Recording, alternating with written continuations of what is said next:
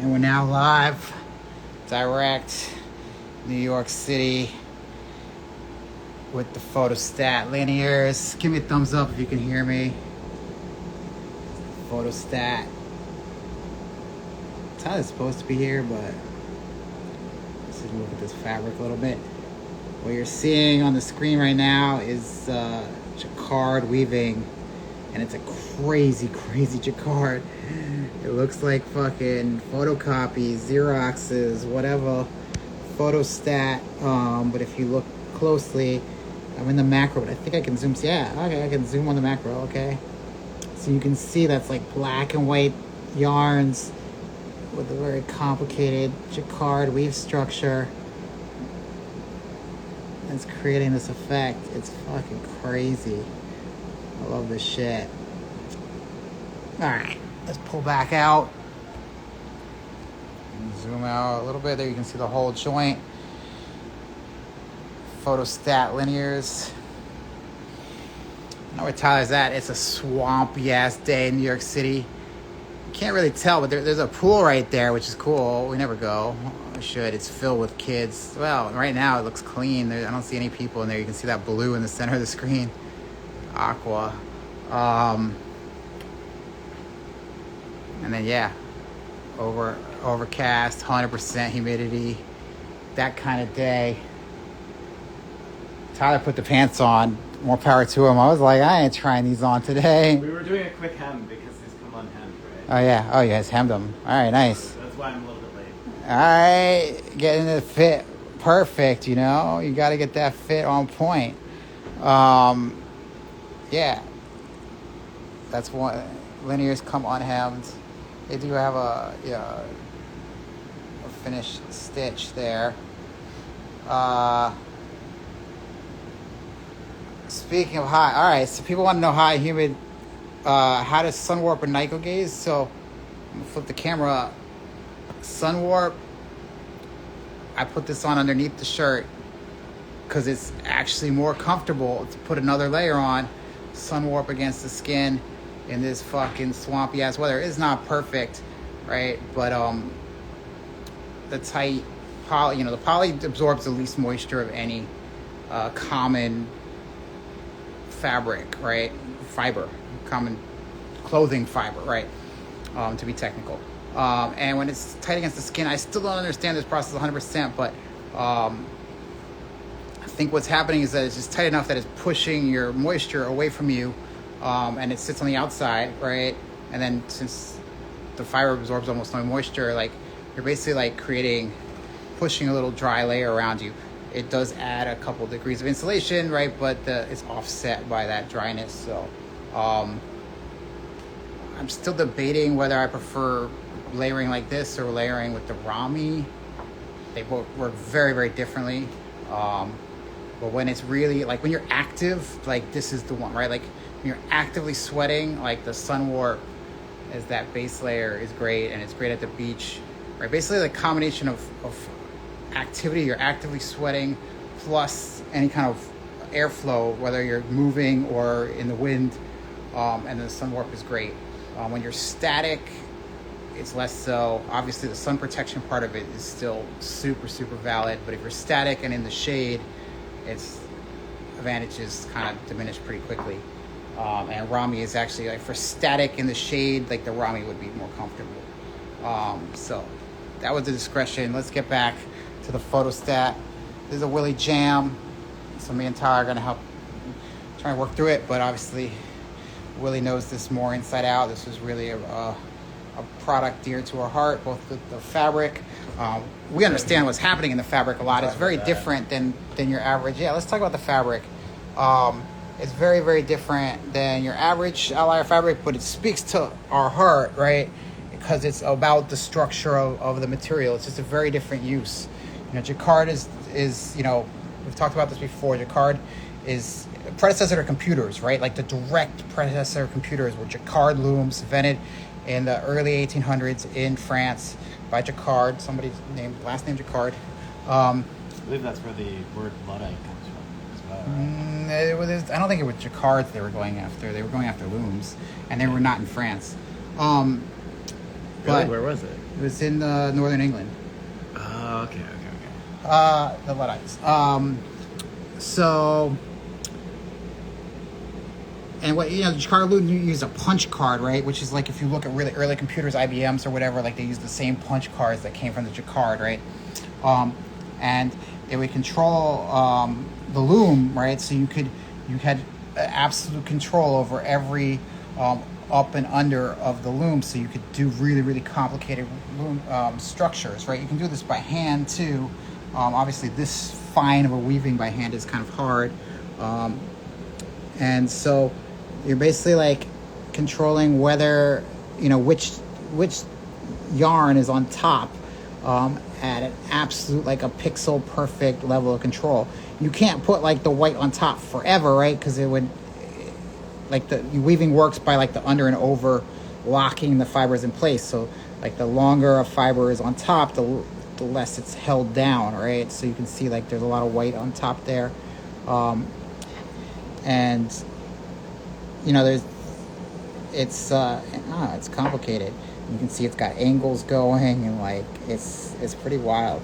And then it's really hard to tell, but one of the interesting things is like, so at a point on the checkerboard where it's black, right, on the one side it's going to be white on the other side, but it's really hard, visually, like mapping that is a little hard. So yeah, it's a 100% cotton done by Albini. The long name for this was Photostat Jacquard. And Albini's a shirting specialist, but they're so freaking good with cotton. They spin their own cotton. This one's not like any other wild cottons. Like they get some really, really rarefied ones sometimes, but this is more of a standard. I forgot the exact weight. It's relatively lightweight for pant, 180 or something. So it's light for a pant, not light for a shirt. And Willie loved the linear form. So Tyler, you want to show people the linear form? Yeah. Give it the straightforward, which is like a relatively straight cut pant. It's not actually cut straight, but it has like the sort of key feature of it. It's relatively loose, not extremely loose, but relatively loose. But the key feature are these forward-facing pleats, right? These Italian pleats. And so when you think of pleats and being like really like wide at the hips, those are British pleats, outward-facing pleats. When the pleats face outward, they add volume to the outside of the hip, right? When the pleats face inward, they're adding volume to the center, right? And so that nets out to like letting the side seam be quite straight, even though there's volume in the front, right? So that's why we call them the linears. The pleats kind of disappear, like, so they're not like creased in pleats, like they're there, but like they kind of disappear. I mean, on this, you can't see them at all because there's so much visual noise going on with the photostat. So I'm wearing my regular size 30, yeah. And I'm 6 foot tall, 163 pounds. Gains. And you hemmed it. We did a faux hem, so we basically just put a little pin in there. Oh, you just pinned it up. Yeah. Okay, yeah. So they come unhemmed because they are designed. They're basically like a dress pant. So it's kind of like how your suit coat or your formal separates would come. So they're designed to be hemmed, although you could wear them unhemmed too if you really wanted to. And there we have it. Pretty straightforward. I was going for like one break because I kind of like that. Yeah. So we played around. I think it looks best at like one break personally. One break. Well, yeah, that's like a personal, yeah. At the little that's a personal choice. Some people like no breaks. Some people like a lot of break. Some people like the bite in the back. And it's all your choice. All right. So this one's a pretty minor week. We were hoping to have some belts up this week, but there was a slight delay. So Cobra belts, probably more Cobra belts, and probably more kit belts next week. And then I don't know. What should we talk about? I don't think there's that much more here. I can try these on different sizes. You can do. All right, yeah. Tyler, get some different sizes. I think size 30 is the right size for me. Yeah. This feels a tiny bit looser than the Injex because I think this cotton has a little bit more give. Yeah, the Injex sews up a little bit tight, so that makes sense. The measurements are probably actually the same. Yeah. Even Like, Yeah, it just feels a tiny. well, yeah, the Index does not has like zero stretch, whereas this probably has like a little bit of give. It's not like the densest weave. Right. The Supermarine dry bag, a Supermarine swim bag is what we call it. It's coming. It's not coming this summer. It's more like a Christmas joint thing. It's in work though.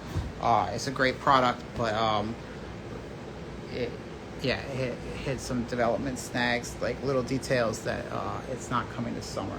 But hopefully by Christmas. What forms a deep cotton is coming in? It's coming in Boxfords for sure. That's first up, and then that's out of Portugal. And then in New York, I believe it's coming in the 2-pocket, and in a we're working on a revised 107 yes form for it. So that's what the A deep cotton is in. All right, other questions? Oh, Tyler, are you ready? Yep. Yeah. All right, let's get back to Tyler here. You can see him behind me, and then I'll flip the camera. And So this is sized up.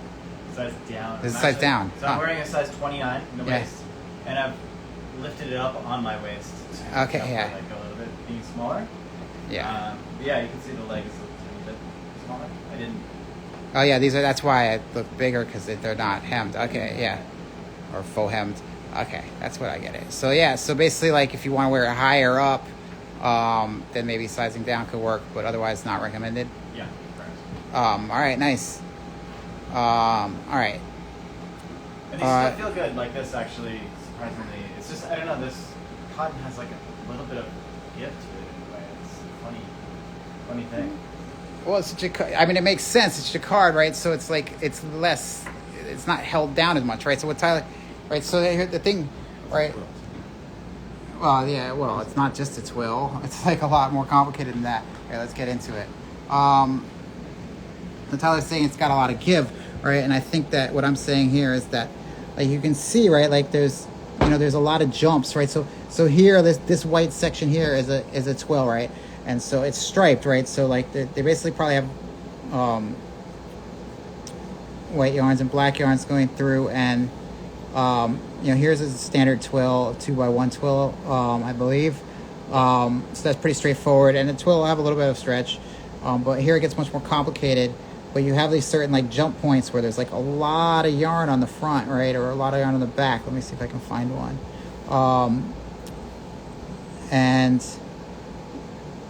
at those points, there's going to be less tension, right? Because the tension. So your average like plain weave is like 1 up, 1 down, right? And the canvas is 2 up, 2 down, right? So you got 1 yarn up, 1 down, right? And then vice versa going the other way.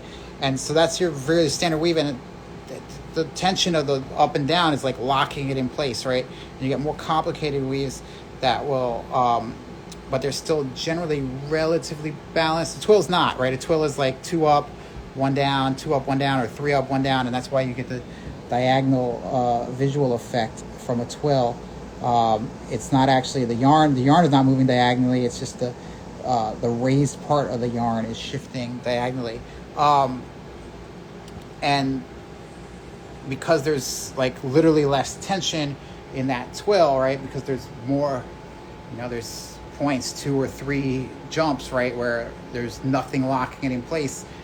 That nets out to it giving it a little more stretch, and the mechanics get more complicated than that too. All right, what do we got from Tyler now? This is size 31. 31, so up. So yeah, a little bit. Feels pretty good. I mean, it is looser. Yeah. You can wear it here. You can probably knock it a little bit lower. Yep. Yeah. So you can get a little bit more of like a chilling vibe. And yeah, I mean, we should also give like fair warning, right? This is 180 GSM. We don't have an extensive amount of wear testing on it. It's a shirting fabric. This is not going to be the most durable of all pants. It's on the lightweight side for pants. It's dressy. It's not, if you wear this every day while working or whatever, you're going to beat them up pretty quick. These are like the special occasion joints, I would guess. I don't want anybody to expect this as a durable pant, because I don't expect it to be durable. But yeah, the reason to buy them is because they're fucking crazy and they're comfortable. But really, this is about the freaking jacquard and exploring that side of things. It's just another side of the fabric. Here's a really crazy jacquard point. It's a different side of the fabric world, and we love to learn by doing. We love to dive into the deep end and splash around a little bit and see if we can swim. Product detail? I don't know. What else do you want to talk about? You got you got your nice button there. Yeah. Standard Frauleiter YKK stop button. zip. Yeah, no big deal. What do we got here? Oh, we did the 2 pockets. Oh yeah, so it's different for the linear. It's got like sort of a suiting setup. You got 1 button pocket, 1 flap pocket. Yeah, and then this can tuck away if you want. So you have both belt pockets. This is the button on this side. Lightning label, and that's pretty much it for the detail, right? Yeah, so 30 millimeter lightning. What are the pockets made out of? Self pockets, yeah. All right, cool. So again, it's a slightly light week, kind of like rounding up the spring summer joints. There's 1 or 2 that were planned for spring summer that are coming in the next few weeks, but like are part of the reason they're pushed back to the end of the queue is because they really are more like late summer into fall type pieces. So what else? Is Euro jersey still in the pipeline? The Sunwarp is Euro jersey. So yeah, it's right there. I'm wearing it. What else?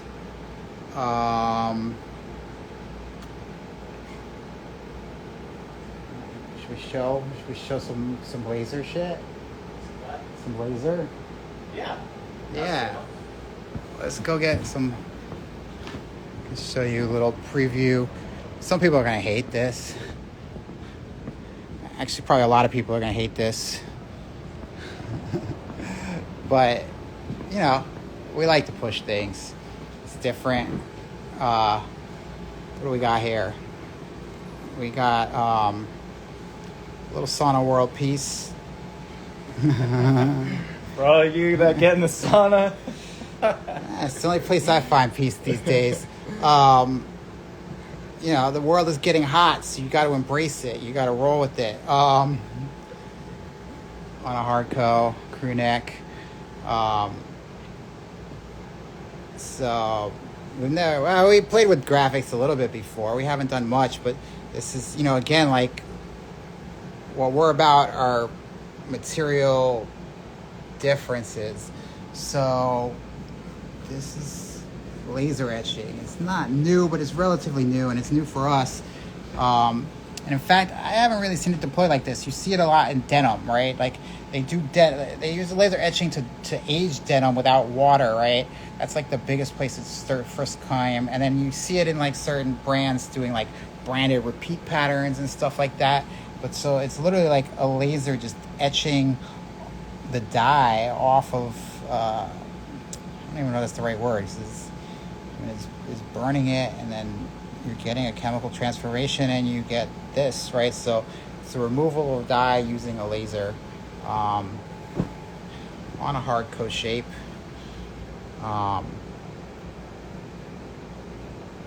And yes, these are the post-production joints, so there will be non-post-production version. We're not like dropping a new shape and putting graphics on all of them. That's definitely not how we operate.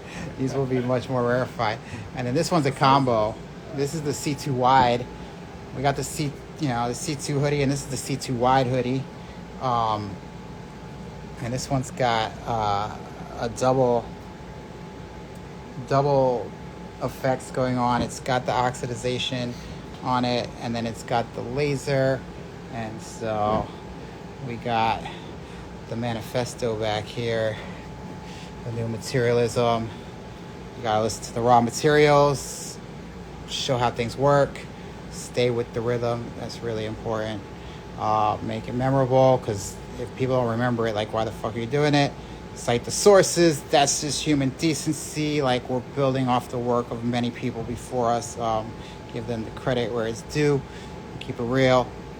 We're from New York, and enjoy life is getting faded into it's the anti-oxidization, I guess, the non-oxidized point. But some of y'all people out here, we take things seriously, but sometimes there's people that show up that take things a little too seriously. And so we got to remind you, like, that if you're not enjoying life, what the hell? Like, we take our materials really seriously. We like to make really, really high quality stuff, but if you're not enjoying life, like, then you're not doing it right. So this is like a few weeks, month off, something like that. And then so we will have more straightforward versions available as well. And I don't know, that's the preview. Is there anything else we want to preview? I don't have a wind racer around, right? One a week's good. What? One a week for. All right, yeah. Good. So there we have it. It's high summer, relatively slow week, but there's more coming. There's a bunch of stuff. Actually, we're fingers crossed we might have Inject's caps next week. I don't know if we have any word on that. Any cannabis cotton we can show. Not like in arm's reach. It's around, digging. It's not visually wild, the cannabis cotton, and it's also heavier than we knew the weight, right? It's not like they lied to us about the weight or something. It just wears a little heavier than we realized, and so it's kind of really more like a fall joint. It's heavier than the Rami Fall, and the Rami Fall would be like the closest comparison for what the cannabis cotton is. The Willie Norris hoodie is not coming back, but we do have the C2 wide, which is different but speaks to the vibes a little bit. Will there be more Bomb 12 pants for the fall? Yes, there will be more Bomb 12 pants for the fall. Other questions? Any other products getting Tumble Pig or Spray Pig? The one that's coming up right now is the A Deep Cotton. Boxfords will get sprayed like wild. And what else is getting sprayed? Some hoodie stuff. I don't know. There's stuff is coming. What else do we have? Other questions? Oh, Euro jersey from the split line. So the lightweight Euro jersey, the 117 joint. We're playing around with it still, but there's nothing like in use for it.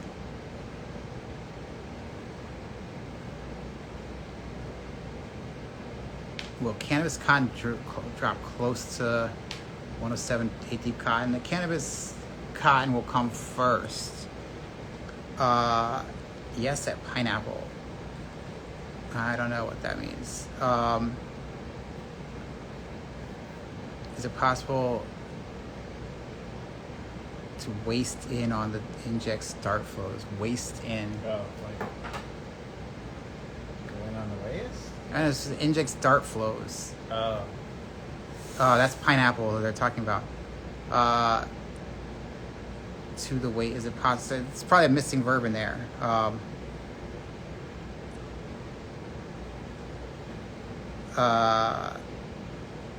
Any new shirting fabrics we're hyped about? Definitely. A lot of them are more spring, but there's a woolly flannel we're definitely hyped on. That's a nice one.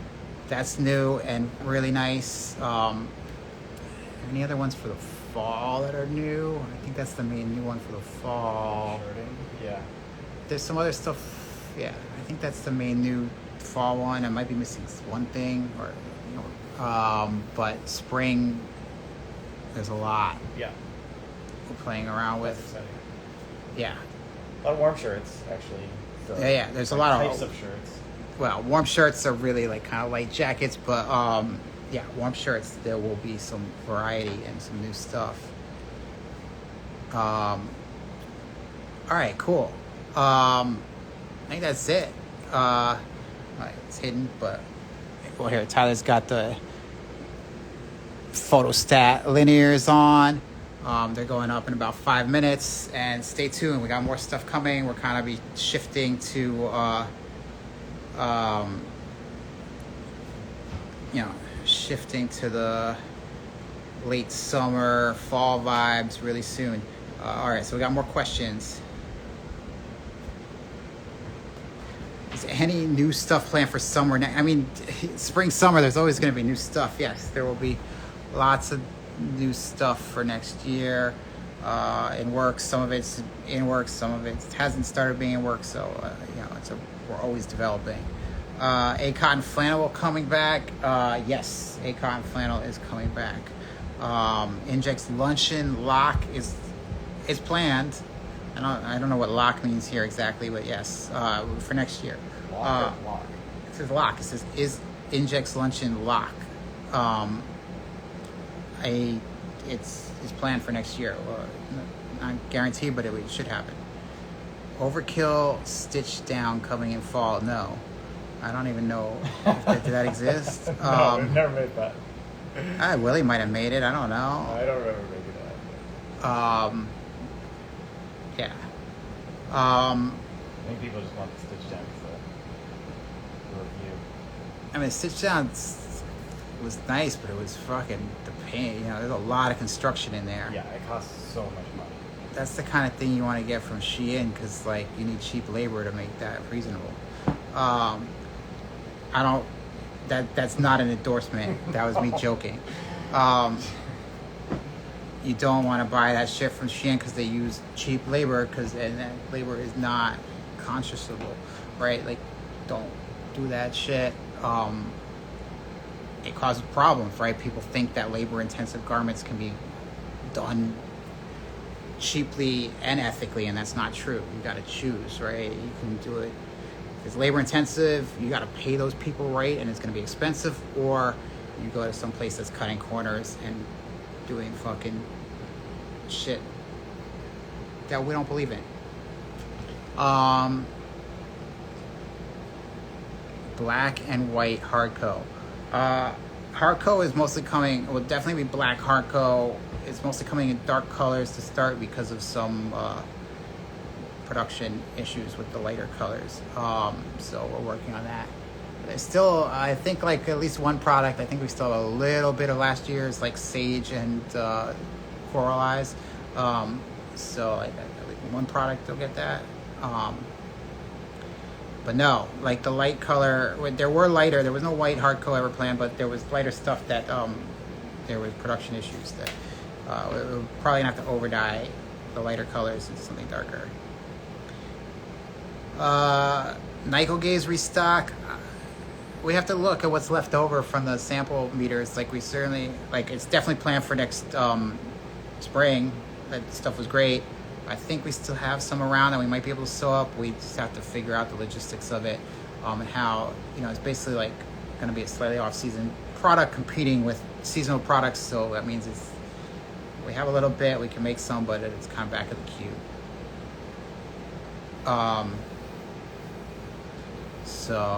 But yeah, Nyko Gaze is great. I love that stuff. Triangulating what to wear between Nyko Gaze, Romulust, and Sunwarp, plus even Injects in some ways, but it's a little different. It's kind of hard. And we're picking a knit, right? Do you want the Nyko Gaze? Do you want the Romulust, or do you want the Sunwarp? To me, that's a hard choice for me. And there's some other stuff too, other options that I can't talk about.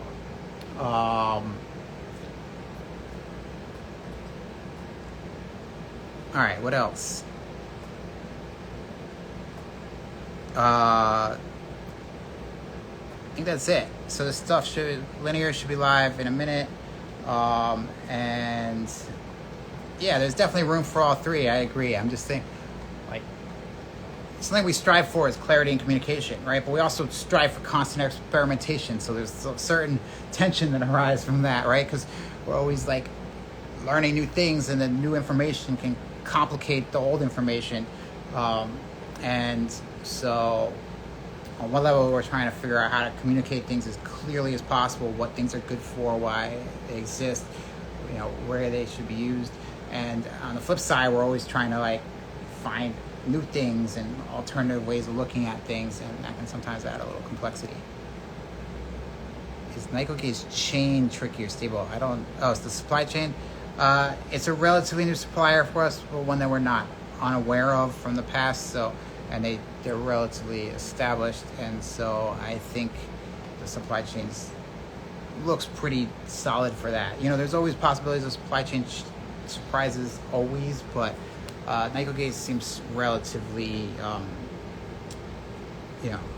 smooth from our initial experience and the information that we have. A factory like sewing it, we're going to want to move it to Portugal, but there were certainly no complaints out of New York on sewing it that I know of, and it's relatively straightforward. It is light, but I think it should be not too stressed. Fingers crossed on it. Dreamweight is very tenuous position right now. We're still evaluating. Nihilistic.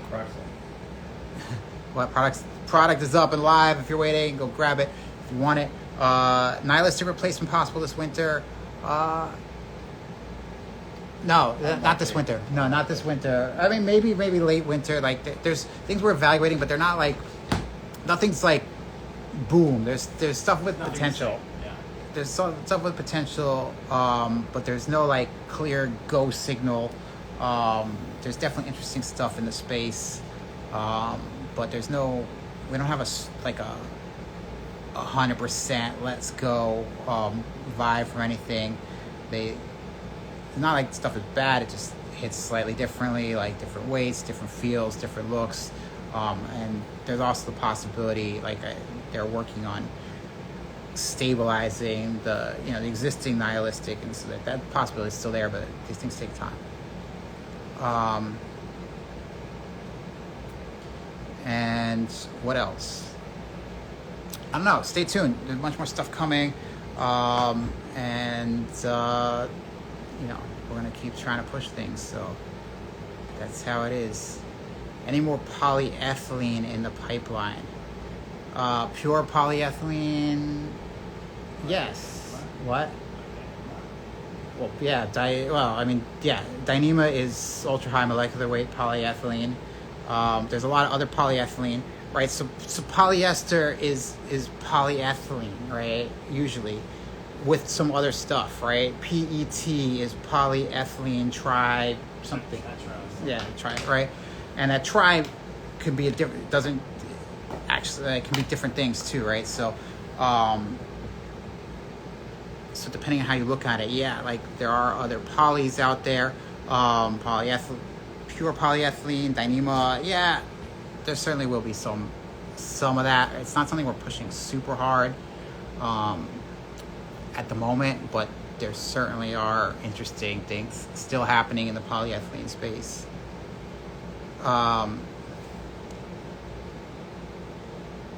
And let's see. Paracord planter, you can make that yourself.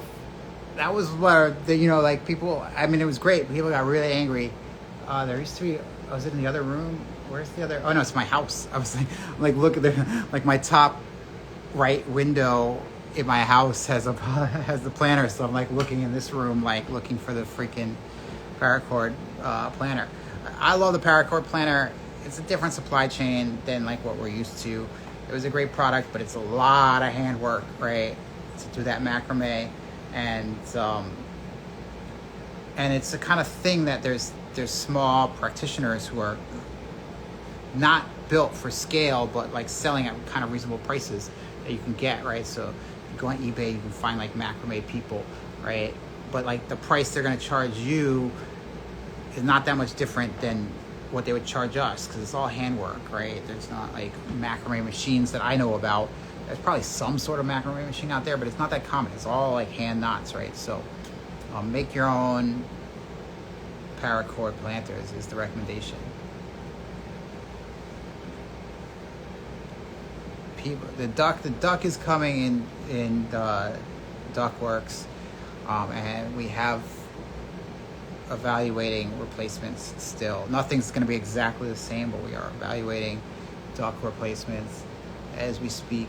So fingers crossed. All right, I think that is it for now. Every time I say that, more questions come in, but I'm gonna try and run out the 10-second delay and see what's up. All right, I think we're good.